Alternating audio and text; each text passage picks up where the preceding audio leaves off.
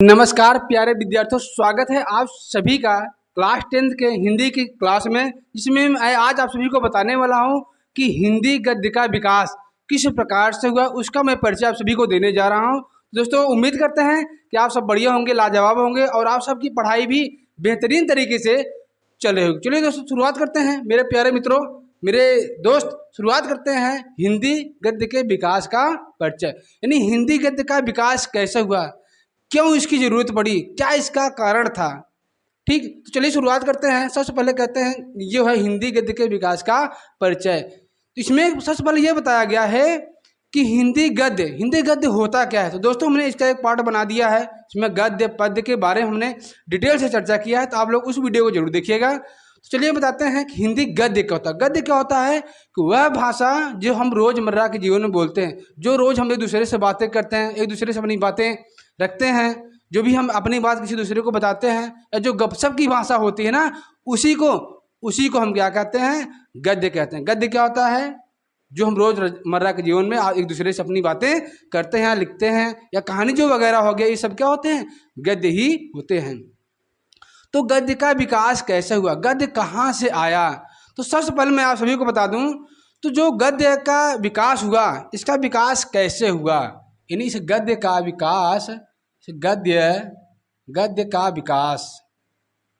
गद्य का विकास कैसे हुआ, तो वो सभी चीज़ें मैं आप सभी को बताने चल रहा हूँ। दोस्तों, मैं आप सभी को बता दूं, ध्यान दीजिएगा, गद्य का विकास कैसे हुआ। तो जो पहले था ना, जो पहले के साहित्य में क्या था, पहले साहित्य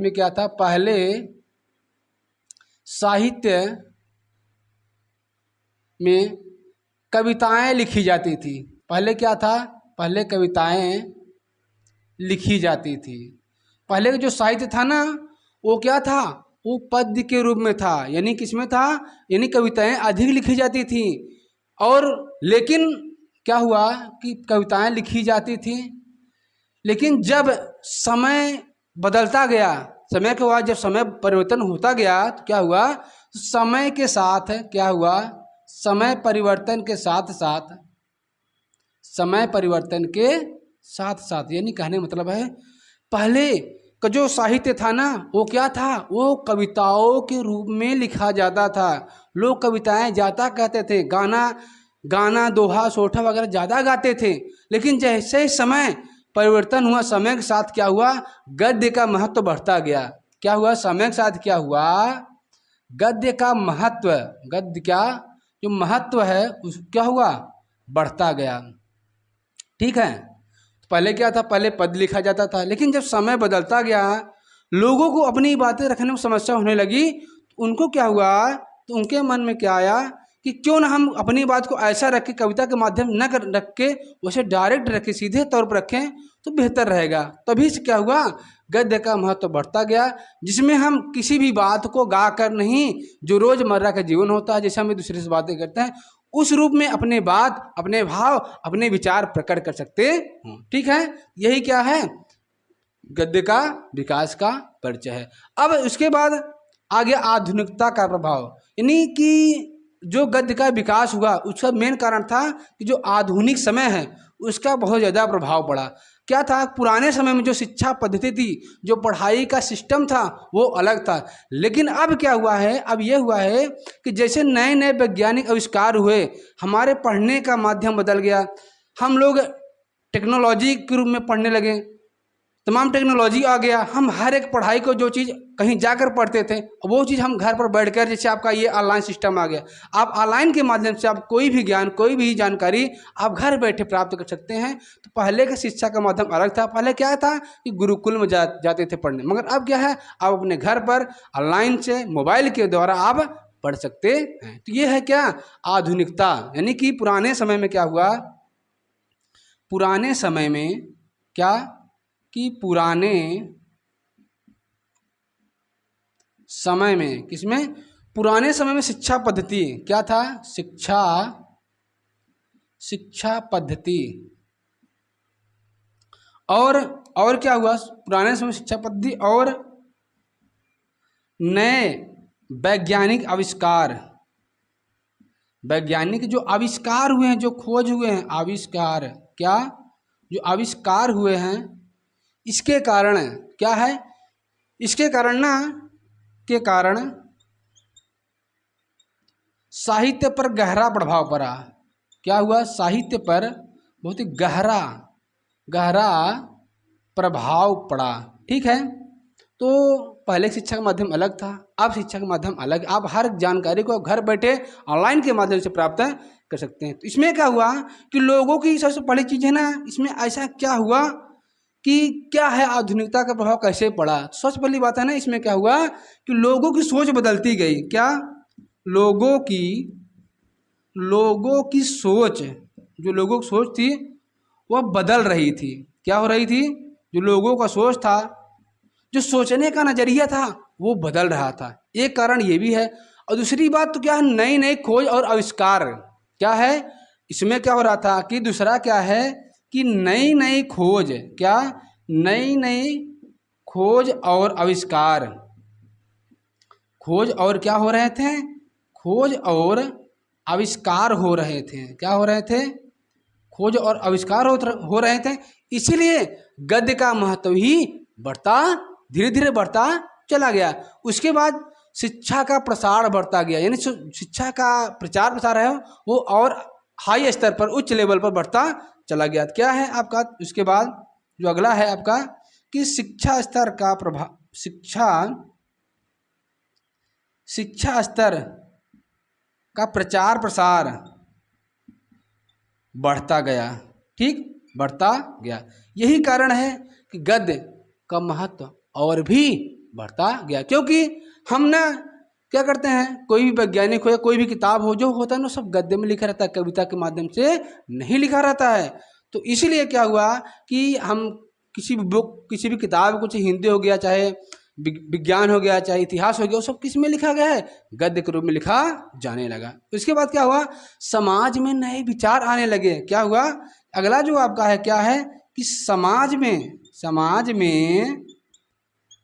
नए, क्या हुआ, समाज में नए विचार आने लगे। क्या हुआ, नए विचार आने लगे। और इसीलिए क्या हुआ, आधुनिकता के प्रभाव, इन सभी आधुनिकता के प्रभाव के कारण ही हिंदी गद्य का विकास चरम सीमा पर आने लगे, नहीं कि इसका विकास धीरे धीरे आगे चलता गया। ठीक है, तो उम्मीद करते हैं ये सब चीज़ें आप सभी को बेहतरीन तरीके से समझ आ गया होगा। आपको ये पता चल गया होगा कि हिंदी गद्य का विकास कैसे हुआ, क्या कारण था।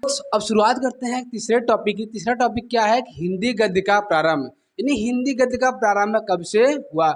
तो हिंदी गद्य के सबसे पुराने उदाहरण जो आपका राजस्थानी भाषा में, जो इसका हिंदी जो गद्य है, इसका जो उदाहरण मिलता है ना, जो उदाहरण मिलता है वो पुराने क्या है, राजस्थानी गद्य। कहाँ से, राजस्थानी बड़े साहब लिख देते हैं, क्या, राजस्थानी। क्या हुआ कि जो भी हिंदी गद्य के सबसे पुराने उदाहरण वह राजस्थानी भाषा और किसमें मिलते हैं, और आपका ब्रज भाषा में, किसमें, ब्रज भाषा में हुआ था। किसमें हुआ था, ब्रज भाषा में हुआ था। यानी जो हिंदी गद्य का जो प्रारंभ है, जो शुरुआत है, वो कहाँ से हुआ था, जो पुराने समय में राजस्थानी भाषा और जो ब्रज भाषा था ना, उनसे आपका क्या हुआ है, हिंदी गद्य का प्रारंभ हुआ है। तो सबसे पहले गद्य का प्रयोग इसमें क्या हुआ, इसमें क्या हुआ, सबसे पहले जो हिंदी गद्य का प्रयोग, हिंदी गद्य का प्रयोग किसमें हुआ था, सबसे पहले हिंदी गद्य का प्रयोग राजस्थानी भाषा में हुआ था। किसमें,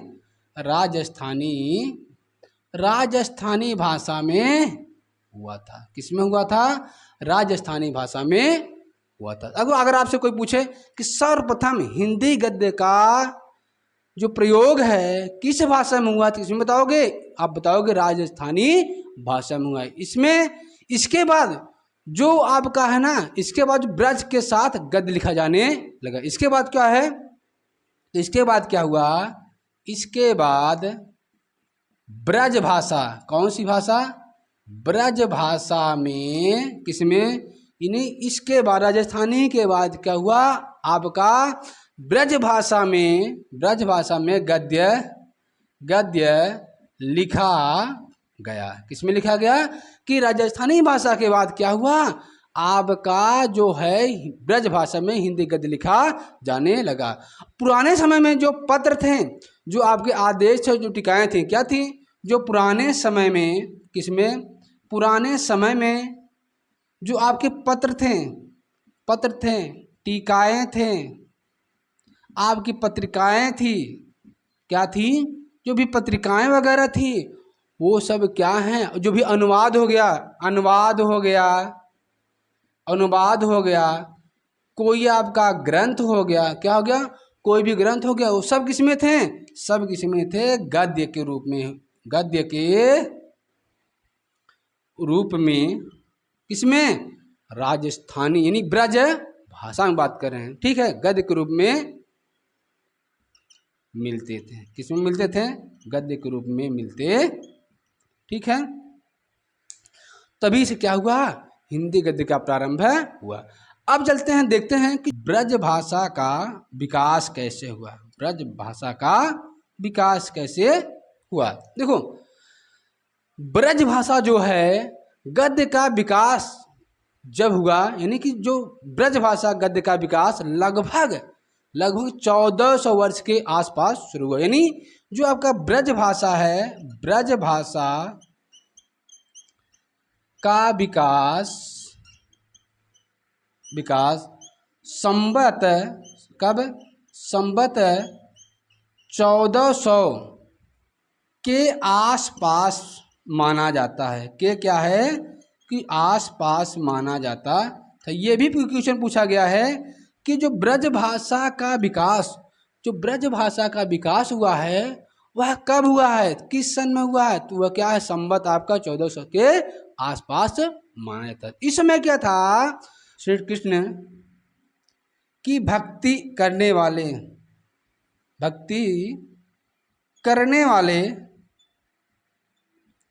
कवियों, भक्ति करने वाले जो कवि थे, उन्होंने, कवियों कह सकते हैं, कवियों या आप कह सकते हैं लेखकों ने गद्य के विकास में, किसके, गद्य के विकास में अपना सहयोग प्रदान किया, ठीक है। तो दोस्तों उम्मीद करते हैं आप सभी को ये चीज़ें बेहतरीन तरीके से समझ में आया होगा। दोस्तों वीडियो थोड़ा लंबा हो रहा है, मैं चाहता हूं कि आप इस हिंदी गद्य के विकास को आप बहुत ही आसान और छोटे छोटे पार्ट में सीखेंगे तो बेहतर रहेगा। दोस्तों मिलते हैं इसके अगले वाले पार्ट में, तब तक के लिए धन्यवाद, सत श्री अकाल, राधे राधे, जय हिंद।